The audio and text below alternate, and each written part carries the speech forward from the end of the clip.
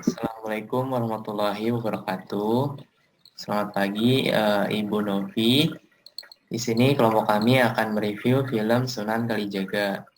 Adapun rekan-rekan saya ada Riko Priyadi Saputra, Rizky Fatmala, Siti Nuraini, Kelvin Dago Pradana, dan Sekar Mumpuni.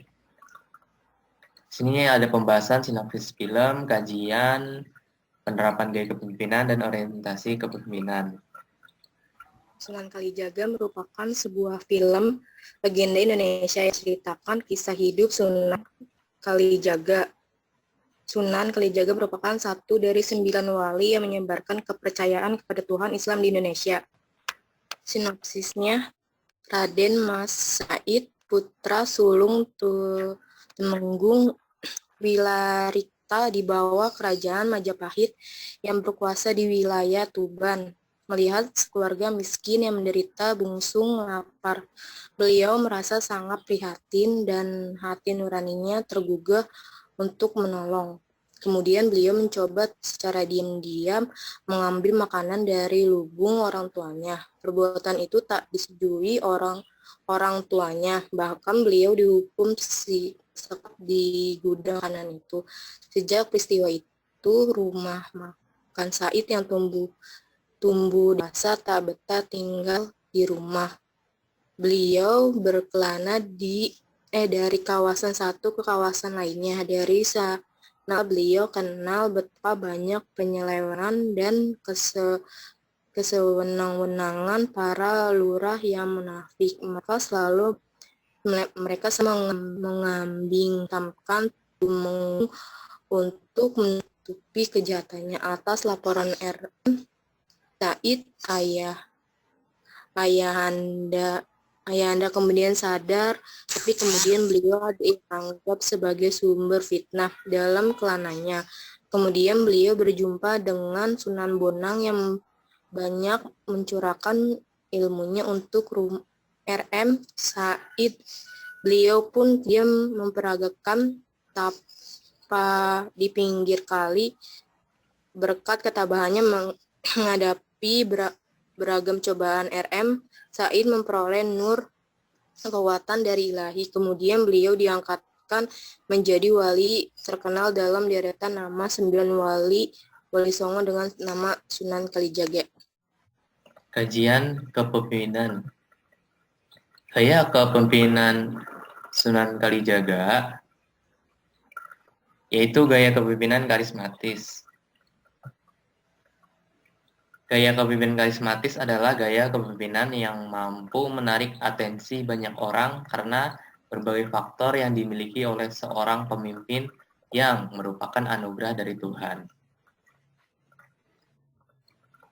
Kepemimpinan dengan tipe karismatik ini menekankan pada kewibawaan seseorang pemimpin dalam mempengaruhi rasa tanggung jawab terhadap staf atau bawahannya dalam hal mempergunakan kewibawaan pribadinya atau personal power. Gaya kepemimpinan karismatik, kualitas pemimpin dalam mengidentifikasi secara tepat tuntutan-tuntutan, nilai-nilai, dan harapan-harapan pengikutnya, dan kemudian ditransformasikan menjadi kepentingan semua. Menurut Gibson et al. 2012.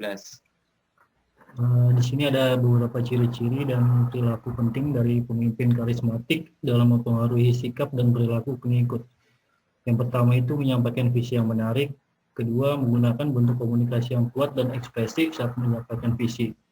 Ketiga, mengambil risiko pribadi dan membuat pengorbanan diri untuk mencapai visi. Keempat, menyampaikan harapan atau ekspektasi yang tinggi. Kelima, memperlihatkan keyakinan akan pengikut. Keenam, pembuatan model peran dari perilaku yang konsisten dengan visi. Ketujuh, mengelola kesan pengikut akan pemimpin. Kedelapan, membangun identifikasi dengan kelompok atau organisasi. Dan yang terakhir, memberikan kewenangan kepada pengikut. Dalam metode dakwah, Sunan Kalijaga menyebarkan agama Islam di tanah Jawa ini lebih terkenal dengan seniman, budayawan, filsuf, dan waliullah. Metode dakwah yang dilakukan beliau adalah dengan memasukkan nilai Islam ke dalam kesenian dan budaya. Ketika Sunan Kalijaga diusir dari istana oleh ayahnya, beliau meninggalkan istana dan melakukan perampokan. Namun perampokan ini memilih siapa yang akan dirampok, karena beliau merampok untuk orang kalangan kaya yang tidak mampu membayar zakat dan dari hasil perampokannya. Sunan Kalijaga memberikan harta yang beliau dapatkan dengan orang-orang di sekitar, khususnya orang miskin. Beliau rela mengambil risiko pribadi untuk mengatasi kelaparan yang terjadi pada rakyat.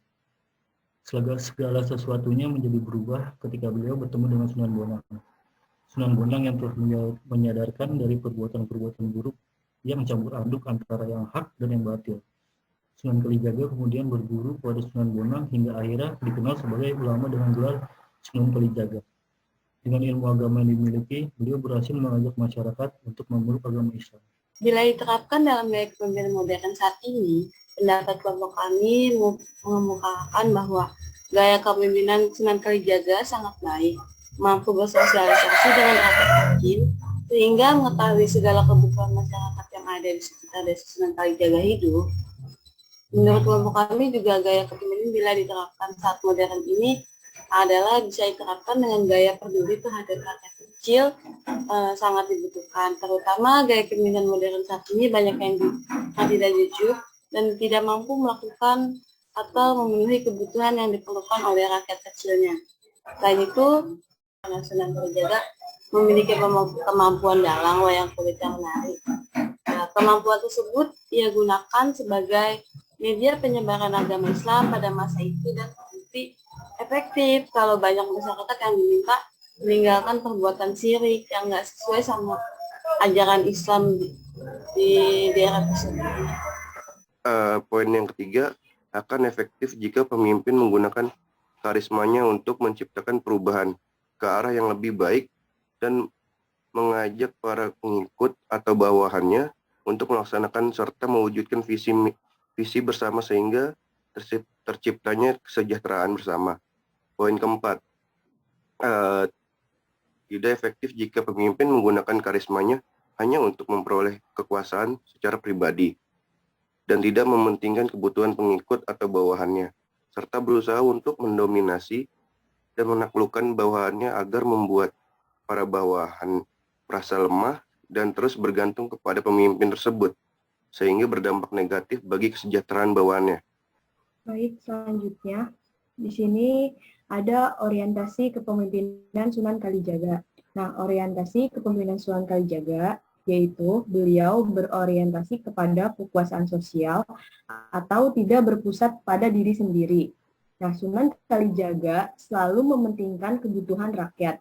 Beliau tidak ingin rakyatnya menderita karena kelaparan, sehingga beliau melakukan cara apapun untuk memenuhi kebutuhan rakyat. Walaupun hal itu beresiko untuk dirinya, seperti ia mencuri di lumbung istana dan melakukan perampokan hanya untuk mengatasi krisis kelaparan yang terjadi. Jadi beliau rela melakukan hal yang beresiko hanya untuk mengatasi krisis kelaparan yang terjadi. Lalu, hasil dari kepemimpinan Sunan Kalijaga ini akan semakin menguntungkan bagi para pengikut atau orang yang dipimpinnya. Mungkin sekian presentasi dari kelompok kami, kurang lebihnya mohon maaf. Wassalamualaikum warahmatullahi wabarakatuh.